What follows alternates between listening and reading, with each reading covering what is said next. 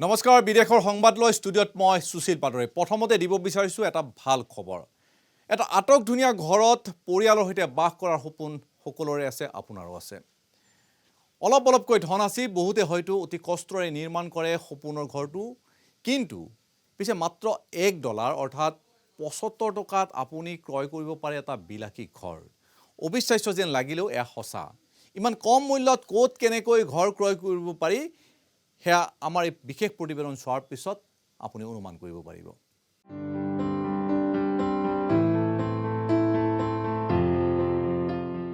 মাত্ৰ 75 টকাত আপুনি অধিকাৰী হ'ব এটা বিলাসী ঘৰৰ অবিশ্বাস্য যেন লাগিলেও এয়া সত্য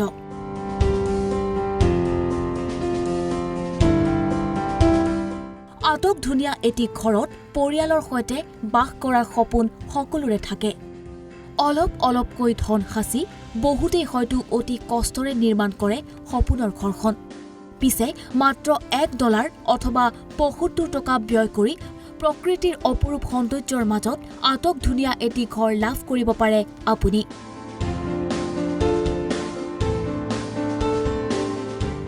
দক্ষিণ ইটালীৰ চিংকিউ ফন্ডি নামৰ গাঁৱত আগবঢ়োৱা হৈছে এই বিশেষ সুবিধা কৰোনা মহামাৰীয়ে বিধ্বস্ত কৰিছে ইটালী অৱশ্যে এতিয়ালৈকে কৰোনামুক্ত হৈ আছে চিংকিউ ফন্ডি এই গাঁওখনৰ জনসংখ্যা অতি কম জনসংখ্যা বৃদ্ধিৰ বাবে গ্ৰহণ কৰা হৈছে এই পদক্ষেপ ঘৰবোৰ ক্ৰয় কৰা পৰিয়ালসমূহলৈ আৰোপ কৰা হৈছে কিছু চৰ্তমতে ঘৰসমূহ চাফ চিকুণকৈ ৰাখিব লাগিব সময়ে সময়ে ঘৰত ৰং লগাব লাগিব 3 বছৰৰ ভিতৰত ঘৰৰ মেৰামতি সাজ-সজ্জা কৰিব লাগিব পৰিয়ালসমূহে চৰ্ত উলংঘন কৰিলে ভুগিব লাগিব $22,000 অৰ্থাৎ 64 লাখ টকাৰ জৰিমনা সমুদ্ৰৰ পৰা কিছু দূৰৈত অৱস্থিত এই গাঁৱত ঐতিহাসিক ভৱন আৰু অপৰূপ সভাই হাত পাউল দি মাতে বিদেশী পৰ্যটকক International Desk Report, Isam News.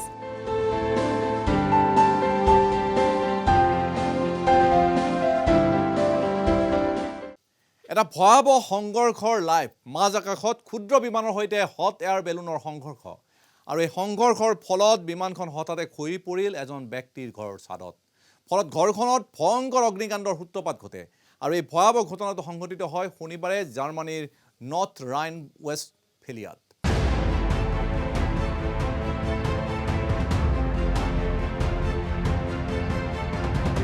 আৰক্ষী তথ্য অনুসৰি এই ঘটনাত 3জন লোকৰ ইতিমধ্যে মৃত্যু হৈছে আৰু এটা কিশোৰ আহত হৈছে প্ৰত্যক্ষদৰ্শীৰ মতে এটা হট এয়াৰ বেলুনত খুন্দা মৰাৰ ফলত সংঘটিত হৈছে এই দুৰ্ঘটনা বিমানখন খহি পৰাৰ লগে জুয়ে ছানি ধৰে সমগ্ৰ এপাৰ্টমেণ্টটো সকলোৱে জল্পনা আৰু অপেক্ষাৰ অন্ত পেলাই শীঘ্ৰেই ভাৰত পাবহি আকাশৰ ব্ৰহ্মাস্ত্ৰ হিচাপে বিবেচিত ৰাফাল আজি ফ্ৰান্সৰ পৰা উৰা মাৰিছে 5খন ৰাফাল বিমান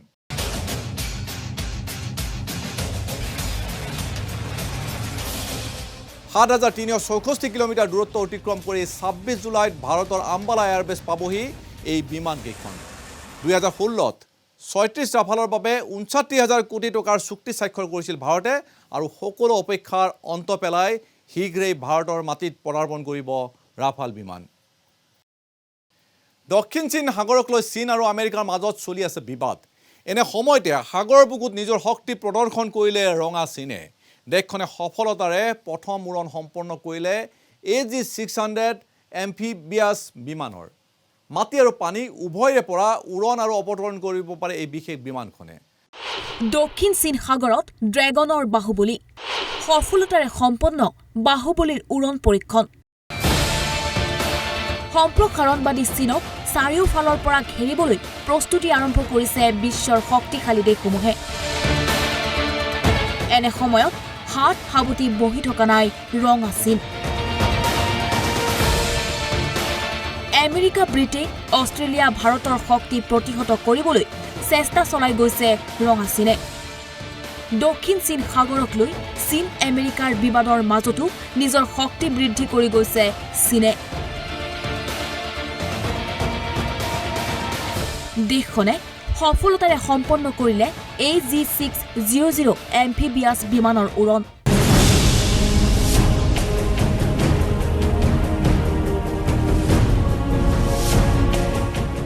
দক্ষিণ চীন সাগৰত 360 ঘণ্টাৰ উৰণ সফলতাৰে সম্পন্ন কৰে বিমানখনে। সম্পূৰ্ণ দেশীয়ভাৱে নিৰ্মাণ কৰি উলিওৱা হৈছে AG600।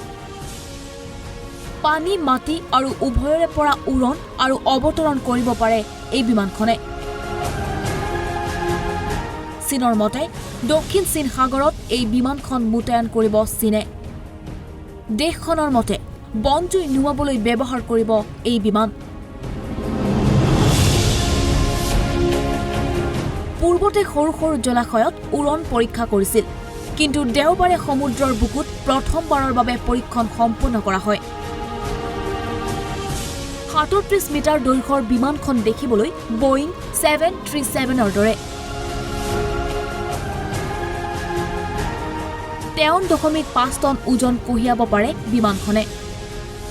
4,500 কিলোমিটাৰ উৰিব পাৰে AG600-এ। ভাৰতেও এনে 12খন এম্ফিবিয়াছ বিমান ক্ৰয়ৰ বাবে জাপানৰ সৈতে আলোচনাত মিলিত হৈছে। যদিও এতিয়ালৈকে আলোচনাই সুফল লাভ কৰা নাই, তথাপিও শীঘ্ৰেই এই বিমান জাপানৰ পৰা ভাৰতে ক্ৰয় কৰিব বুলি আশা কৰা হৈছে।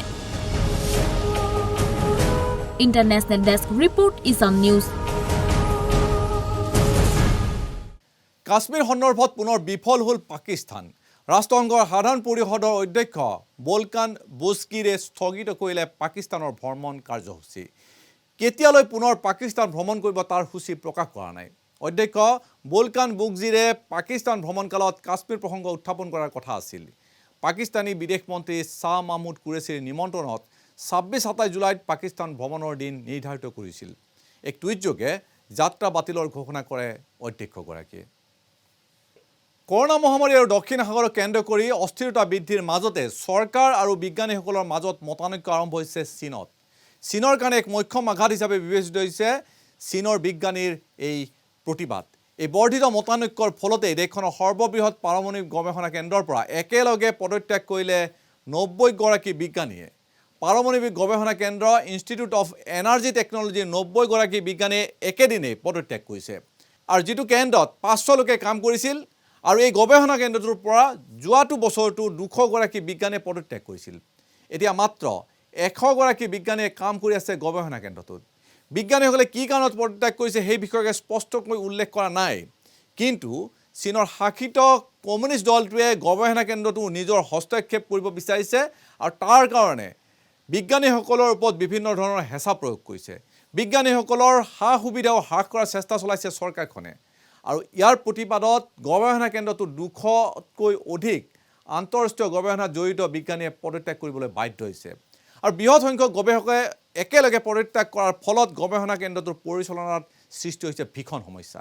এতিয়া মাথো 100গৰাকী বিজ্ঞানীৰে চলি আছে এই বিশেষ গৱেষণা কেন্দ্ৰটো, আৰু এয়া চীনৰ কাৰণে এক অশনি সংকেত বুলি বিবেচিত হৈছে।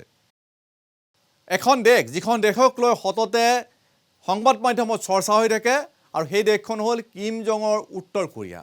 উত্তৰ কোৰিয়াই গৌৰৱবোধ কৰিছিল যে তেওঁলোকৰ দেশত কোনো কৰোনা আক্ৰান্ত লোক নাই। কঠোৰভাৱে নিয়ম বলবৎ কৰা হৈছিল যাতে কৰোনা আক্ৰান্ত লোক সেই দেশত সোমাব নোৱাৰে, কৰোনা ভাইৰাছ সোমাব নোৱাৰে। কিন্তু শেষত কৰোনাৰ হাতত যেন পৰাস্ত হ'ল দেশখন। ইতিমধ্যে দেশখনত চিনাক্ত কৰা হৈছে প্ৰথমগৰাকী COVID-19 আক্ৰান্ত লোক। দক্ষিণ কোৰিয়াৰ সীমান্তৱৰ্তী কিচং চহৰত এজন লোকৰ দেহত ধৰা পৰিছে ভাইৰাছবিধ। আক্ৰান্ত হোৱা লোকজন দক্ষিণ কোৰিয়াৰ পৰা অবৈধভাৱে সীমা অতিক্ৰম কৰি উত্তৰ কোৰিয়াত প্ৰৱেশ কৰিছিল। কৰোনা ভাইৰাছৰ সংক্ৰমণ যাতে এজনৰ পৰা আন এজন লোকলৈ বিয়পি নাযায় তাৰ বাবে জৰুৰীকালীন অৱস্থা ঘোষণা কৰিছিল কিম জং উনে। কোৰিয়াৰ সীমালৈ নাযাবলৈ আহ্বান জনাইছিল কিম জং উনে, কিন্তু ইয়াৰ পাছতো দেশখনত কৰোনা আক্ৰান্ত ৰোগী ওলাল। ভাৰত, আমেৰিকা, অষ্ট্ৰেলিয়াৰ লগত চীনৰ বিবাদ চলি থকা সময়তে চীনৰ বিৰুদ্ধে বন্ধু ৰাষ্ট্ৰ ৰাছিয়াই গ্ৰহণ কৰিছে বৃহৎ সিদ্ধান্ত। ৰাছিয়াই S-400 মিছাইল চীনলৈ প্ৰেৰণ কৰাৰ ক্ষেত্ৰত আৰোপ কৰিছে নিষেধাজ্ঞা। আনহাতে কেতিয়ালৈ চীনে এই মিছাইল লাভ কৰিব সেই সম্বন্ধেও স্পষ্ট কৰা নাই ৰাছিয়াই। বন্ধু দেশখনৰ এনে কাৰ্যত চীনৰ অভিযোগ যে কোনো দেশৰ হেঁচাত ৰাছিয়াই গ্ৰহণ কৰিবলৈ বাধ্য হৈছে এই সিদ্ধান্ত। ভাৰতে ইতিমধ্যে ৰাছিয়াৰ পৰা ক্ৰয় কৰিছে S-400 মিছাইল ছিষ্টেম। সেয়ে ক'ব পাৰি যে বন্ধু ৰাষ্ট্ৰৰ পৰা এই ধৰণৰ প্ৰতাৰণা লাভ কৰাৰ পাছত চীনৰ এক প্ৰকাৰ কূটনৈতিক পৰাজয় হৈছে। এবাৰ কৰোনা ৰোধৰ বাবে ফ্ৰান্সৰ চৰকাৰে গ্ৰহণ কৰিছে এক বিশেষ পদক্ষেপ এতিয়াৰ পৰা দেশখনত সম্পূৰ্ণ বিনামূলীয়াকৈ কৰা হ'ব কোভিড টেষ্ট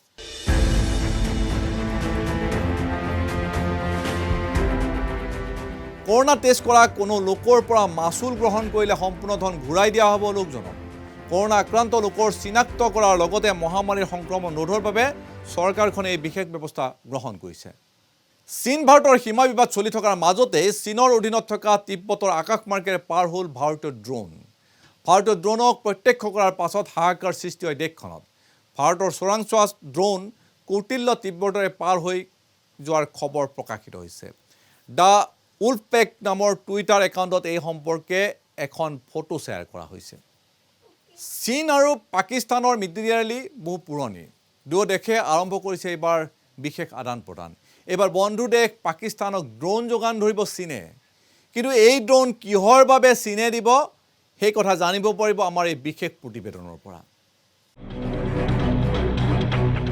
এআই মিতিৰালি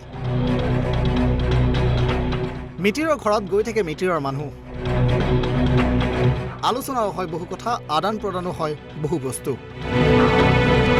আচলতে মিতিৰালিৰ এই কথা আমাৰ চুবুৰীয়াৰ দুয়ো চুবুৰীয়াই আমাক দেখিবই নোৱাৰে প্ৰায় যুঁজ দিও কৈ থাকে চুবুৰীয়াই এই মিতিৰালিৰ কথা আন কাৰোৰে নহয় এই মিতিৰালিৰ কথা চীন আৰু পাকিস্তানৰ ভাৰতক সদায় অশান্ত কৰিবলৈ চেষ্টা কৰা এই দুই দেশৰ কথা কিনো কম এইবাৰ চীনে স্পাইং ড্ৰোন উপহাৰ দিব পাকিস্তানক এখন দুখন নহয় 12খন ড্ৰোন উপহাৰ হিচাপে পাব পাকিস্তানে কিন্তু এই অত্যাধুনিক স্পাইং ড্ৰোন কেইখন পাকিস্তানে ব্যৱহাৰ কৰিব নিজৰ কৃষি পথাৰত ড্ৰোন কেইখনে তীক্ষ্ণ নজৰ ৰাখিব খেতি পথাৰত কিয়নো উড়ন্ত সন্ত্ৰাসবাদী এতিয়া টোপনি সৰিছে পাকিস্তানৰ প্ৰকৃততে দক্ষিণ পশ্চিম এছিয়াৰ বহু দেশৰ লগতে পাকিস্তানত কৰোনাৰ সমান্তৰালকৈ চলিছে ফৰিঙৰ সন্ত্ৰাস কেনেকৈ ৰোধ কৰিব পাৰি তাৰ বাবে পাকিস্তানৰ খাদ্য সুৰক্ষাৰ দল এটা পালেগৈ চীন ফৰিঙে টচমচ কৰিছে পাকিস্তানৰ কৃষিভূমি যাৰ বাবে চীনৰ কেন্দ্ৰীয় কৃষি বিভাগে পাকিস্তানক উপহাৰ দিছে 12খনকৈ স্পাইং ড্ৰোন ইণ্টাৰনেশ্যনেল ডেস্ক ইছান নিউজ আফগানিস্তান আৰু তালিবানৰ মাজত শান্তি আলোচনাৰ বাবে আমেৰিকাই প্ৰেৰণ কৰিছে বিশেষ ৰাষ্ট্ৰদূত জালমে খালিজাদ নামৰ ৰাষ্ট্ৰদূতগৰাকীয়ে শান্তি বাৰ্তাৰ বাবে ইতিমধ্যে যাত্ৰা কৰিছে কাবুলৰ লগতে দোহা ইছলামাবাদ অছলো আৰু ছফিয়ালৈ যাব ৰাষ্ট্ৰদূতগৰাকী ফেব্ৰুৱাৰীত তালিবানৰ সৈতে স্বাক্ষৰিত চুক্তিৰ আধাৰত আফগানিস্তানত আমেৰিকাই নিজৰ সৈন্যৰ সংখ্যা হ্ৰাস কৰিছিল ইয়ে আফগানিস্তান আৰু তালিবানৰ বিদ্ৰোহীসকলৰ সৈতে শান্তি বাৰ্তাৰ বাট প্ৰশস্ত কৰিছিল ঈদৰ পাছত দুয়ো দেশৰ শান্তি আলোচনা হোৱাৰ এতিয়া সম্ভাৱনা আছে এই আলোচনাৰ পাছত আফগানিস্তানৰ জেলত বন্দী তালিবানীসকলক মুকলি কৰি দিলে তালিবানো মুকলি কৰি দিব বন্দী আফগানিস্তানৰ লোকসকলক ঈদৰ পূৰ্বে এই বন্দীসকলৰ দুয়োখন দেশে মুকলি কৰি দিয়াৰ সম্ভাৱনা আছে ইয়াৰ লগে লগে বিদেশৰ বাতৰিৰ পৰা মই সুশীল পাটোৱাৰী বিদায় লৈছোঁ পৰৱৰ্তী বাতৰিৰ বাবে চাই থাকিব ইছান নিউজ